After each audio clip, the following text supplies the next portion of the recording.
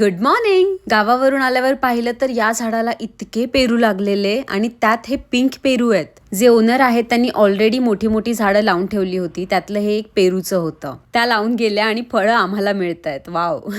तुम्ही पेरूंच्या काही वेगवेगळ्या रेसिपीज बनवत असाल तर मला कॉमेंट्समध्ये नक्की सांगा.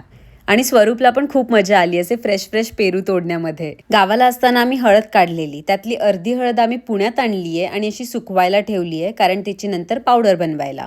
थंडी आहे आणि त्यात आवळ्यांचा सीझन आहे. आणि मला पर्सनली आंबट तुरट गोष्टी बिलकुल आवडत नाहीत खायला, पण आवळ्याचे बेनिफिट्स बघता म्हटलं याचं काहीतरी केलं पाहिजे. मी खरं तर आवळ्यांना हळदीच्या पाण्यात भिजवून ठेवणार होते, कारण ते खूप यमी लागतं, पण माझे आवळे थोडेफार खराब होत होते, म्हणून त्यांना मी सुकवण्याचा प्लॅन केला. सो दुपारी वरच झोपल्यावर हे सगळं प्रिपरेशन केलं आणि एका बरणीत भरून ठेवलं. नंतर 2-3 दिवसांनी या आवळ्याला सुकवायला घ्यायचं. आता मी या नवीन घरी राहायला आल्यापासून मला वेळच नाही मिळालाय की मी काहीतरी रिनोव्हेट करेन. आणि त्यात मोठा प्रॉब्लेम असा होतोय की आमचा जो बेडरूम आहे तो छोटा आहे आणि त्याला अशी भली मोठी बाल्कनी दिली आहे, ज्याची ऍक्च्युली गरज नव्हती. त्याच्यामुळे आमचं सामान बेडरूम मध्ये अजून सेटच झालं नाहीये, कारण ते कसं करायचं याचा मोठा प्रश्न पडलाय. त्यात फिक्स फर्निचर, त्याच्यामुळे तेही मूव्ह करता येत नाहीये. आता बघू कसं वर्क होतंय ते. Okay, bye.